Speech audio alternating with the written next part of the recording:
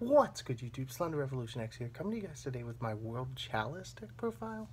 I've been playing this deck for a little while.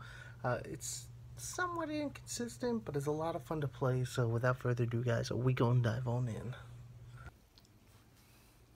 Alright guys, so we'll go ahead and start off with the monsters. There's a little bit of techie things that I put in here. The deck's been working out really well, so there's room to improve, but this is what I've worked with so far, and it's been fairly consistent as freaking World Chalice can get. So start off 3 Lees, obviously, badass card. Get you your Stratos. Can search itself if you need to. In certain situations, you do search itself. It's kind of awkward, but it's not the worst card. It's a very good starter card in the deck. This is like one of your MVP cards. This card does so much for this deck. It's insane. Like, this card will get you your Saryuja situations. Like, this is, like, I don't want to say, like, a one-card Saryuja, but, like, there's just so many good things this card does for this deck. It's incredible. Then your actual boss monster. 3 Venus. Like, if you open this card, like, your plays just multiply, like, infinitely compared to what you would if you didn't open this card. Like, there's ways to get to it, but, like, if this card touches the field and resolves, there's so much that the deck does, and it's so incredible. The Shine Balls are a brick, but, I mean, this is, like, the heart and soul of this deck. Like, if this thing's name was, like, the World Chalice Venus, that's more realistic than anything else. So, that's our Venus. Then we go into the 3 Shine Balls.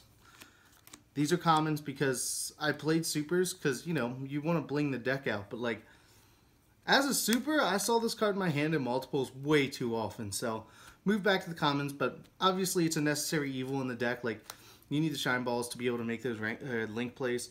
Then you have 3 Exodius. I was testing 2, but, like, seeing this and Venus in a hand is just, that's how you make your big board. And oftentimes can U-board people is, like, Exodius. He's just like such a good extender. Then we have the 2 World Chalice Guard Dragon. Hand traps are good. Searchable hand traps are better.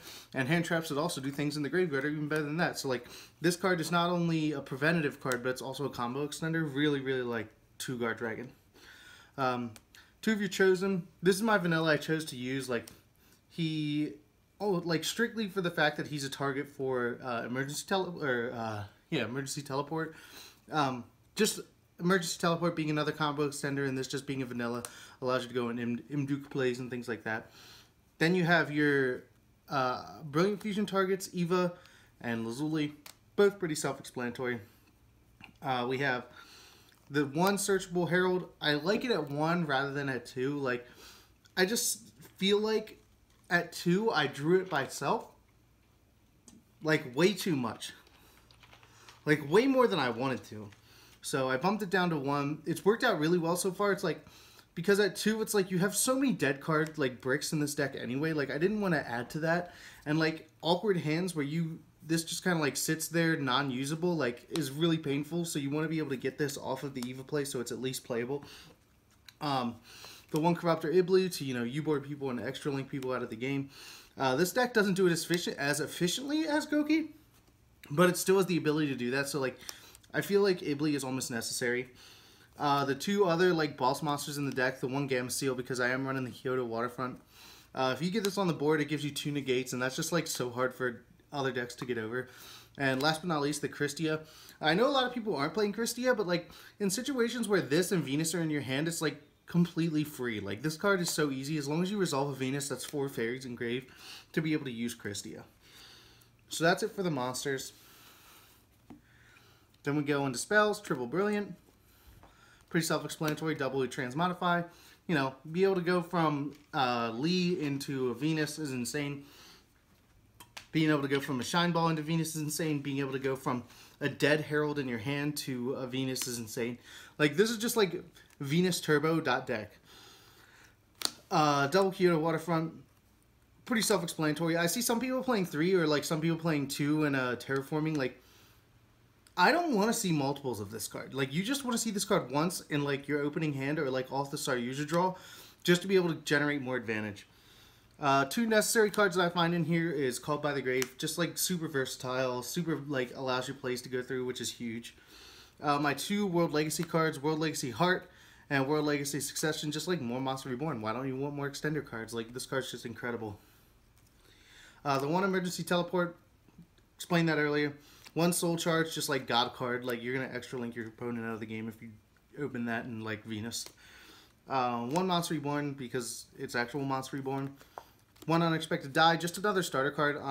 I see a lot of builds not playing this, but, like, this card, like, has saved me so many times. Like, just being able to open up Imduk without using your normal summon is incredible. Like, you go Imduk, you, like, bring Chosen out, go Imduk, then extra normal Lee, then normal Chalice, and be able to link away Chalice and to just generate advantage. The Phantom Knights Brigadine. Like, originally I wasn't running this, and then I was like, this is just essentially like a better Unexpected Die. So, added this. That completes the main deck. I think it's legitimately 41. But I'm unsure on the... Yeah, it's 41 because it was 40 before that, so... 41 card main deck. Going to the extra deck. We have double Imduk. I know a lot of people run 3. I'm going to switch this just so it's the shiny one. Double Imduk, like... no less than 2. I see a lot of people running 3, but like this extra deck is so tight, especially when it's like since like the Nightmares have came out, that like you can't run 3. As much as I would love to run 3, like this just is like a super versatile card and a super starter card, but like at 3 I found myself not going into the 3rd, so I haven't had any issues since I bumped it down to 2. The One Link Spider, just like one of the best starter cards in the deck. A lot of people don't realize that this actually has an effect that can be used in this deck just because there's so many normal monsters, like, and that just like can start your play so much more and get dead normals out of your hand.